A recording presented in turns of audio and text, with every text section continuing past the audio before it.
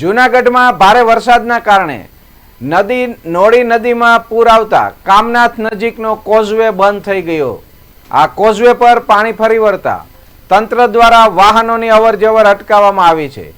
કોઈ પણ અનિચ્છનીય ઘટના ન બને તે માટે કોઝવેની બંને બાજુએ બેરિકેડ્સ લગાવી પોલીસ બંદોબસ્ત ગોઠવવામાં આવ્યો છે।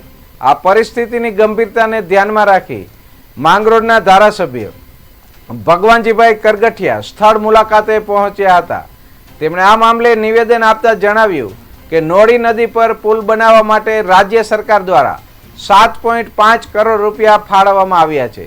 પુલ માટેની ટેન્ડર પ્રક્રિયા પણ પૂર્ણ થઈ ગઈ છે અને આગામી ચોમાસા બાદ તેની કામગીરી શરૂ કરવામાં આવશે।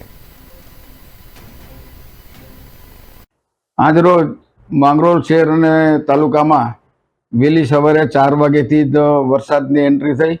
લગભગ 4 થી 5 ઇંચ જેટલો 4 કલાકમાં વરસાદ પડી ગયો, જેને હિસાબે માંગરોળ અને કેશોદનો રસ્તો પણ બંધ થઈ ગયો હતો, સ્ટેટ હાઈવેનો।